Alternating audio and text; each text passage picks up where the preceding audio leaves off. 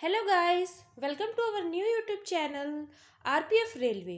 Friends, इस चैनल में मैं आपको जो अपकमिंग एग्ज़ाम है, जो आने वाला एग्ज़ाम है आरपीएफ रूल 70-72, उस एग्ज़ाम की तैयारी करवाऊंगी। ठीक है फ्रेंड्स, तो चलिए आज हम कंप्यूटर के बारे में कुछ पढ़ेंगे। कंप्यूटर के क्वेश्चंस भी आते हैं, उसमें 10 क्वेश्चंस कंप्यूटर के आते हैं, तो मैं कुछ सिलेक्टेड और इम्पोर्टेंट क्वेश्चंस लेके आई हूँ जिससे आपको हेल्प मिलेगी आपके एग्ज़ाम को पास करने में। तो चलिए स्टार्ट करते हैं आज के हमारे क्वेश्चंस। क्वेश्चन नंबर 1, सर्वप्रथम आधुनिक कंप्यूटर की खोज कब हुई?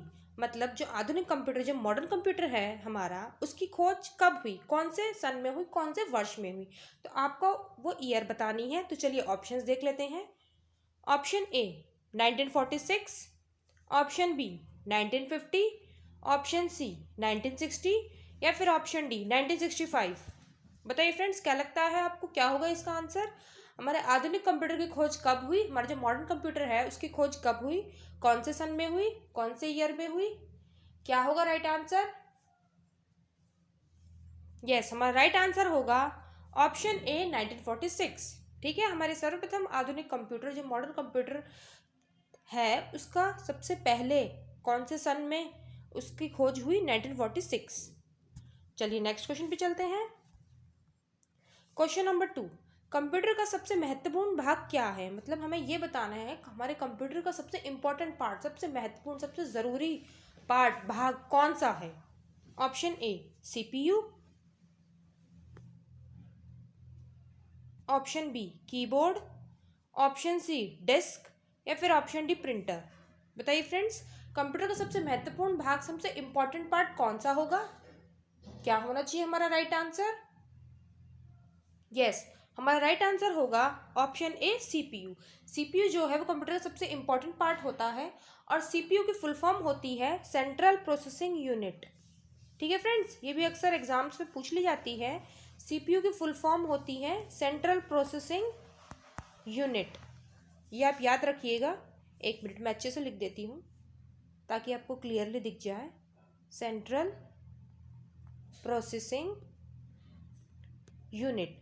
और सीपीयू को ब्रेन ऑफ द कंप्यूटर भी बोलते हैं क्योंकि वो बहुत इंपॉर्टेंट पार्ट होता है और पूरा कंप्यूटर का वर्क जो है सीपीयू पर डिपेंड होता है, इसलिए हम उसे बहुत इंपॉर्टेंट पार्ट बोलते हैं, बहुत महत्वपूर्ण भाग बोलते हैं। ठीक है फ्रेंड्स, चलिए नेक्स्ट क्वेश्चन पे चलते हैं। क्वेश्चन नंबर 3, पीसी का अर्थ है। पीसी का क्या अर्थ है ये बताना है हमें। तो चलिए ऑप्शंस देख लेते हैं क्या क्या दिए हुए हैं। ऑप्शन ए व्यावसायिक गणक, ऑप्शन बी निजी कंप्यूटर, ऑप्शन सी व्यक्तिगत कंप्यूटर या फिर ऑप्शन डी निजी गणक। तो बताइए फ्रेंड्स, क्या होगा हमारा आंसर? पीसी का अर्थ क्या होता है? यस, हमारा राइट आंसर होगा ऑप्शन सी व्यक्तिगत कंप्यूटर, और इसे इंग्लिश में बोलते हैं पर्सनल कंप्यूटर। ठीक है फ्रेंड, पीसी का अर्थ क्या होगा? पर्सनल कंप्यूटर, और हिंदी में इसको बोलेंगे व्यक्तिगत कंप्यूटर। चलिए नेक्स्ट क्वेश्चन पे चलते हैं। क्वेश्चन नंबर 4, किसी प्रोग्राम में बग क्या होता है? हमें ये बताना है जो प्रोग्राम होते हैं हमारे कंप्यूटर में, सॉफ्टवेयर में, उसमें बग, बग का अर्थ क्या होता है? उसमें बीयूजी बग आता है तो उसका मतलब क्या होता है? चलिए ऑप्शंस देख लेते हैं। Option A statement, option B error, option C signature या फिर ऑप्शन डी बी और सी दोनों। बताइए क्या होगा हमारा आंसर? हमारा राइट आंसर होगा ऑप्शन बी एरर। प्रोग्राम में जो बग आता है उसे हम एरर बोलते हैं। ठीक है, चलिए नेक्स्ट क्वेश्चन पे चलते हैं। क्वेश्चन नंबर 5, कंप्यूटर एक मशीन है। अब कंप्यूटर एक मशीन है तो वो कैसी मशीन है ये बताना है हमें। ठीक है, चलिए ऑप्शंस देख लेते हैं क्या क्या ऑप्शंस में दिया हुआ है, फिर हम बताएंगे कंप्यूटर एक कैसी मशीन है। Option A chemical, option B mechanical, option C electrical या फिर ऑप्शन डी इलेक्ट्रॉनिक। बताइए कंप्यूटर एक कैसी मशीन है? क्या होना चाहिए हमारा राइट आंसर? बहुत सिंपल सा क्वेश्चन है, आप सब लोग बता पाएंगे। कंप्यूटर एक कैसी मशीन है? यस, हमारा राइट आंसर होगा ऑप्शन डी इलेक्ट्रॉनिक। कंप्यूटर एक कैसी मशीन है? इलेक्ट्रॉनिक, और इंग्लिश में इसकी स्पेलिंग होगी ELECTRONIC। ठीक है। कई बार ऐसा होता है हिंदी में जो है स्पेलिंग की मिस्टेक हो जाती है, तो आप क्वेश्चन को इंग्लिश में ज़रूर देखिए उनके ऑप्शंस को, ताकि आप राइट क्वेश्चन पे राइट आंसर पे टिक कर पाएँ, ठीक है। चलिए नेक्स्ट क्वेश्चन पे चलते हैं। क्वेश्चन नंबर 6, मॉडम का कार्य क्या है? जो मॉडम है उसका कार्य क्या है? मॉडम देखा होगा आप लोगों ने, जो हम कंप्यूटर में लगाते हैं, एक छोटी सी फिंगर की जितनी टाइप होता है उसका, उसे हम मॉडम बोलते हैं, जिससे हम नेट कनेक्ट करते हैं। तो उसका काम क्या है ये बताना है। चलिए ऑप्शंस देख लेते हैं। ऑप्शन ए सिग्नल संबंधी, ऑप्शन बी वायरस संबंधी, ऑप्शन सी विद्युत संबंधी, या फिर ऑप्शन डी कोई नहीं। बताइए मॉडम का कार्य क्या होगा? मॉडम क्या करता है? जैसे मैंने आपको अभी बताया, मॉडम जो हम नेट कनेक्ट करता है, मतलब हमारे कंप्यूटर में या लैपटॉप में मॉडम जो है नेट कनेक्ट करता है। अगर हम किसी से नेट कनेक्ट करवाना चाह रहे हैं, किसी के मोबाइल से करवाएंगे तो हमें यूएसबी कॉर्ड की ज़रूरत पड़ेगी, लेकिन हम किसी सिम से नेट कनेक्ट करवाना चाह रहे हैं या फिर वाईफाई से नेट कनेक्ट करवाना चाह रहे हैं, तो हमें मॉडम की ज़रूरत पड़ेगी। तो वो मॉडम जो हमारे नेट को कनेक्ट करता है। तो हमारा राइट आंसर क्या होगा? यस, ऑप्शन ए सिग्नल संबंधी, क्योंकि हम मॉडम से नेट कनेक्ट करवाते हैं तो वो सिग्नल दे रहा है कंप्यूटर को, तो इसीलिए इसका आंसर होगा सिग्नल संबंधी। मॉडम क्या करता है? सिग्नल भेजता है, नेट कनेक्ट करवाता है। चलिए नेक्स्ट क्वेश्चन पे चलते हैं। क्वेश्चन नंबर 7, यूआरएल से आप क्या समझते हैं? जो यूआरएल होती है उससे आप क्या समझते हैं ये बताना है, मतलब उसकी फुल फॉर्म बतानी है। तो option A uniform resource locator, option B unidentified regional line, option C UN resource line, या फिर ऑप्शन डी कोई नहीं। तो बताइए यूआरएल से आप क्या समझते हैं? क्या होना चाहिए हमारा राइट आंसर? यस, हमारा राइट आंसर होगा option A uniform resource locator. URL का फुल फॉर्म होगा यूनिफॉर्म रिसोर्स लोकेटर, ठीक है। चलिए नेक्स्ट क्वेश्चन पे चलते हैं। क्वेश्चन नंबर 8, आईपी का पूरा नाम क्या है? जो आईपी होता है उसका हमें पूरा नाम बताना है, क्या है? Option A international police, option B international protocol, option C internet protocol, option D कोई नहीं। बताइए आईपी का पूरा नाम क्या है? आईपी का क्या नाम है पूरा? क्या होना चाहिए हमारा राइट आंसर? यस, हमारा राइट आंसर होगा ऑप्शन सी इंटरनेट प्रोटोकॉल, ठीक है। आईपी का पूरा नाम क्या होता है? इंटरनेट प्रोटोकॉल होता है। चलिए नेक्स्ट क्वेश्चन पे चलते हैं। क्वेश्चन नंबर 9, नेटस्केप नेविगेटर का संबंध किससे है? जो नेटस्केप नेविगेटर होता है उसका संबंध किससे है ये बताना है हमें। तो चलिए ऑप्शंस देख लेते हैं। ऑप्शन ए कंप्यूटर का नाम, option B virus, option C internet software, या फिर ऑप्शन डी इनमें से कोई नहीं। बताइए नेटस्केप नेविगेटर का संबंध किससे है?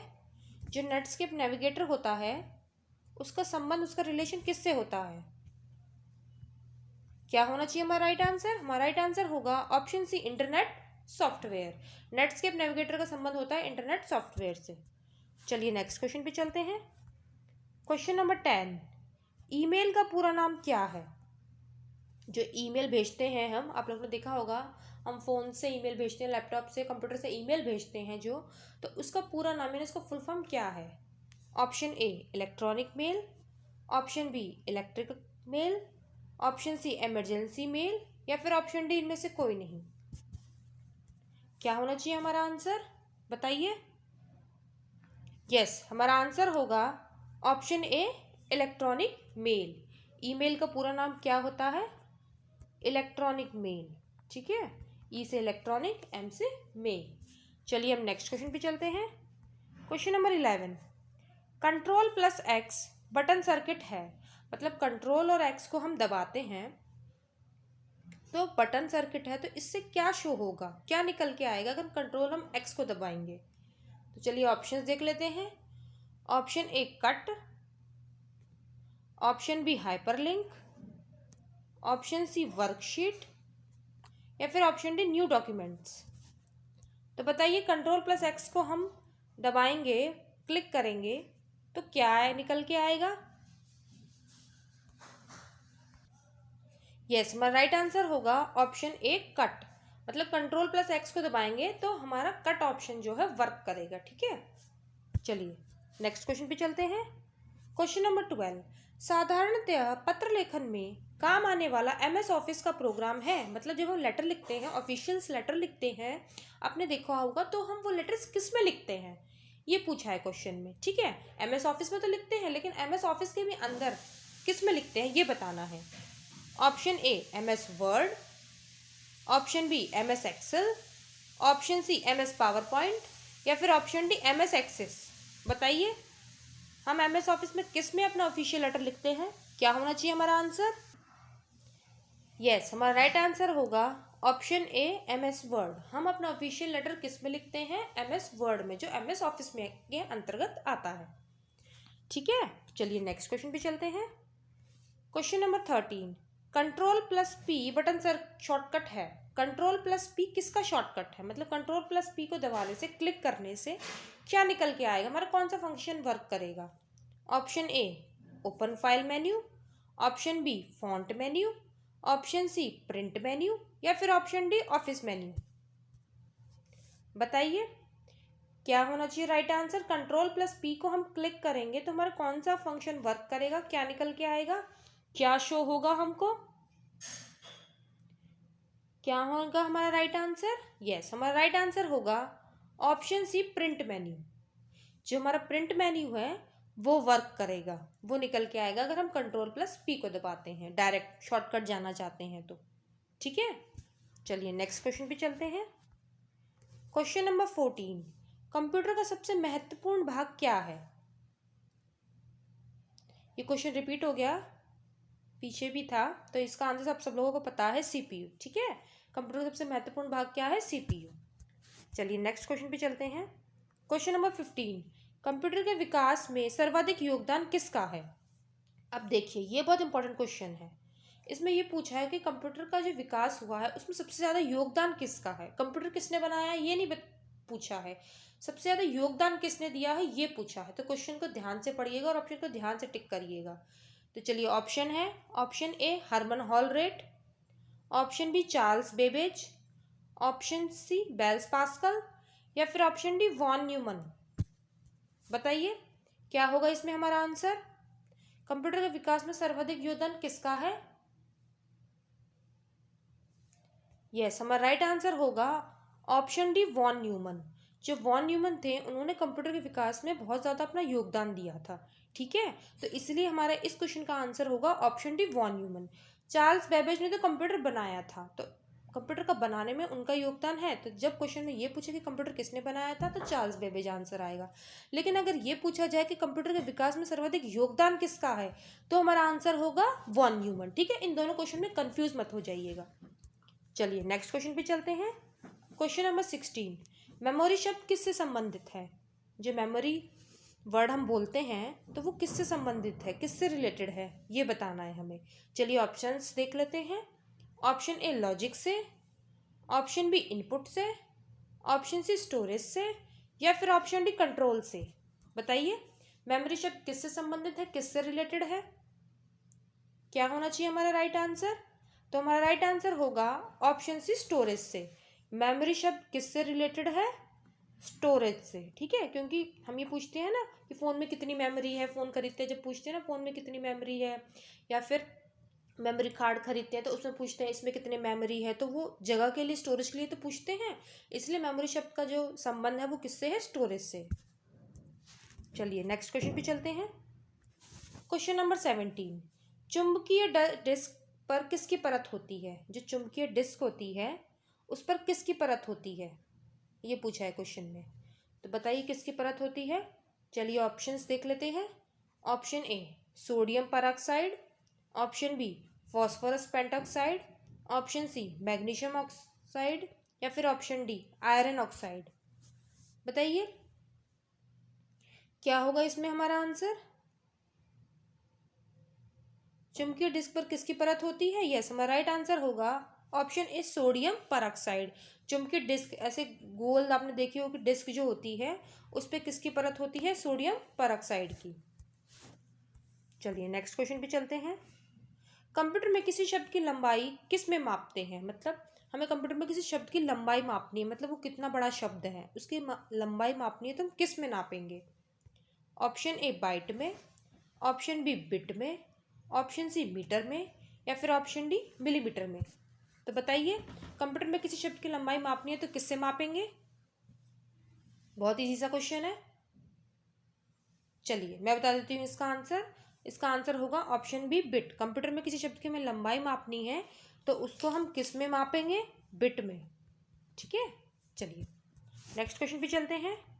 क्वेश्चन नंबर 19, आईसी पर किसकी परत होती है? जो आईसी होती है उस पर किसकी परत होती है? कंप्यूटर से रिलेटेड है ये। Option A silicon, option B nickel, option C iron, option D copper. बताइए आईसी पर किसकी परत होती है? क्या होना चाहिए हमारा राइट आंसर?